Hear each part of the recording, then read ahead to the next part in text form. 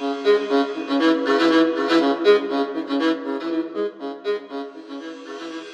the Black Out Loud.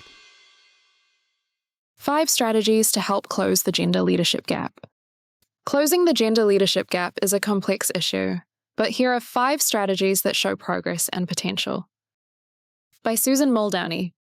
This article has been edited for audio purposes. Article begins. It remains an ongoing moral and social issue, but gender inequality also presents a huge economic challenge. The World Economic Forum estimates that advancing gender parity could add $12 trillion to global GDP and boost some countries' economic output by as much as 35%. While this complex issue extends well beyond the workforce, closing the leadership gap at work may have a ripple effect across the broader economy. Here are 5 strategies that are proving to be effective or show the greatest potential for progress. Number 1, rethink recruitment practices. From gender-coded wording in job advertisements to job requirements that may exclude many women, gender bias can be pervasive in the recruitment process. Annika Fryer is Director and CEO of Champions of Change Coalition, a global movement for achieving gender equality. She says changing the definition of role requirements can open more opportunities to women, but this requires a consideration of future needs rather than what has been done in the past. Annika says, often, if you look at potential rather than performance, you can open the aperture of how you define merit for a role and identify new candidates. A report from Australia's Workplace Gender Equality Agency, WGEA, states that increasing women's participation in the workforce has positive impacts on organizational culture and operations, which helps to normalize women in leadership roles. In 2019, Kimberly-Clark, global manufacturer of products such as toilet paper and tissues, changed its recruitment processes to attract more women to operational roles at its Millicent Mill in South Australia. That year, just 15 women were employed in these roles out of a workforce of 350. The previous year, no women were hired into operational roles, nor were there any female applicants. Mill manager Adam Carpenter launched a review to explore why this was happening and how it could be addressed. He says, "We made simple but really effective changes to our job advertisements. We removed the requirement to have a forklift license to apply and placed more focus on behaviors rather than just technical skills." Kimberly-Clark also ran a local media campaign and adjusted the messaging around its internal referral program. Carpenter says, "We immediately got an uplift in women applying. It went from nothing to 10-20% of applicants being women. Since 2019, the number of female employees at the mill has increased nearly 5-fold, from 15 to 70. Carpenter says, though at 20% of the workforce, this is still below gender parity, and I'll readily note that. As an organization, we are on a journey of continuous improvement, and there's more to be done. But the commitment is there, and efforts are ongoing. The business benefits are there as well. Number 2, create targets with teeth. A global report from McKinsey, drawn from 1,265 companies over 23 countries, shows that companies in the top quartile for gender diversity in executive teams are 39% more likely to have above-average profitability than companies in the bottom quartile. With an inclusive and diverse workforce widely viewed as a competitive advantage, more organizations are beginning to view a lack of gender diversity as a business problem to be solved.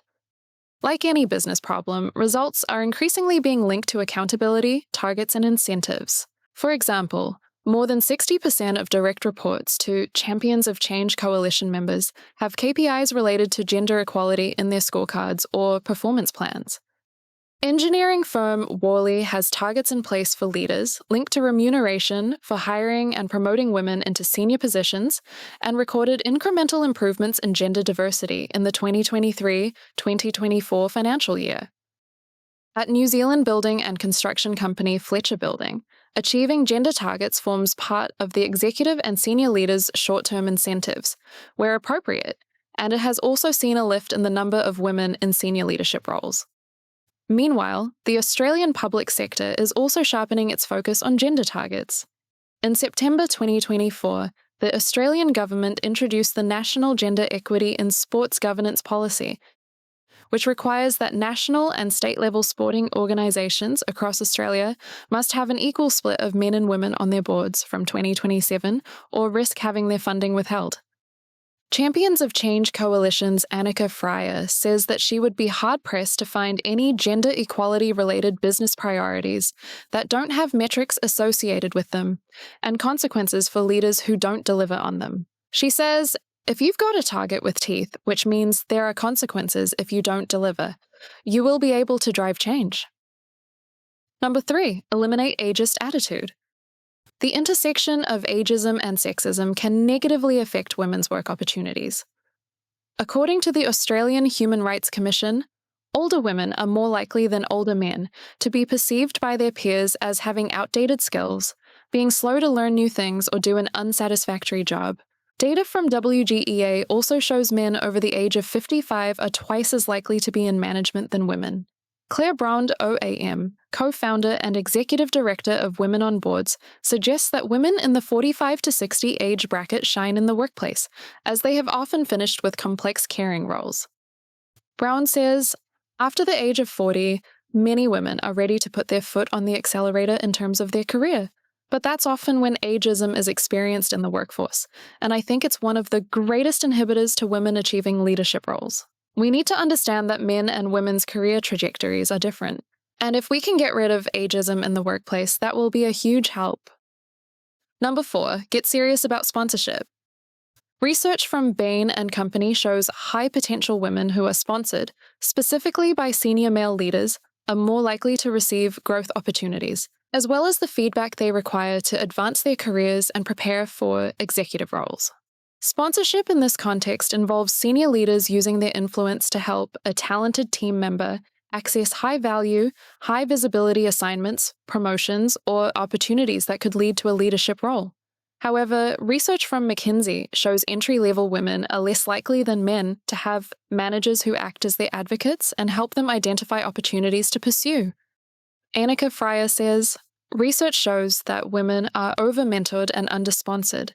Mentorship is about talking to you and advising you, whereas sponsorship is about talking about you. When you're not in the room to seek and find opportunities, then put you forward for them. A sponsorship program between senior leaders and potential future female leaders is part of the Women in Leadership Action Plan at ANZ Bank, which has committed to a target of 40% of women in leadership roles. Meanwhile, the Property Council of Australia's 500 Women in Property Sponsorship Program aims to accelerate more women into leadership positions in the property industry through sponsorship of high-potential talent. It requires a personal commitment from sponsors to identify and champion women in their organisation or business sphere. When the program started in 2016, it had a goal to sponsor 100 women annually. In 2023, the cohort had grown to 650 participants and their sponsors. Its cumulative participation since launch has exceeded 3,600 women. Number 5, extend flexibility to all employees. Normalizing flexibility can open opportunities for all workers, particularly women. Viva Energy provides a good example of how it can work. In 2017, its refinery workforce consisted of 84% men and 16% women, with most of the women in corporate roles. A significant barrier was the assumption that operator roles needed to be performed on a full-time 24/7 shift roster. To incorporate more flexibility, roles were redesigned as job shares. A new part-time shift was also created within the framework of the current enterprise agreement. Operator training modules were adapted to align to shorter shifts, and the company purchased personal protective equipment appropriate for women and invested in amenities. Viva Energy saw women's overall representation in the refinery increase to 24% in 4 years. Dr. Jessie Lyons, head of people strategy at Viva Energy, says, in terms of our motivation, it really is the gender pay gap. We've realized that the best way we can impact that is to get more women into operational roles. First of all, they're very well paid and they attract overtime, but there are very few women in them. Lyons says there are many ways to make these roles flexible. She says, for example, we've brought in or advertised roles as part-time, but in other instances, we've worked with individuals to understand what they need and how they can be successful in our organization. Our expectation is that we need 50-50 in our workforce to get diversity of thinking. We get better safety results because there are people looking at things with fresh eyes and questioning how we do things. Lyons adds that Viva Energy's senior leadership group is currently 50-50 men and women and says, "We've made progress on getting women into non-traditional roles, but we still have a long way to go."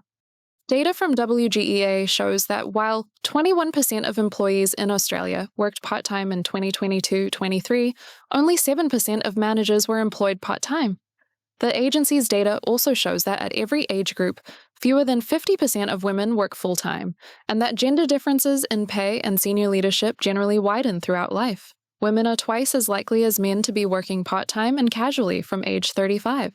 Mary Wooldridge, CEO of WGEA, says, "The number of part-time roles at leadership level are small but growing." As we get examples and case studies of this happening and better insight into how it can work seamlessly and effectively, it reinforces that part-time leadership roles are possible and doable. What's critical is for employers to be open to different ways of working and different ways of designing jobs that enable a broader range of people to participate in the workforce.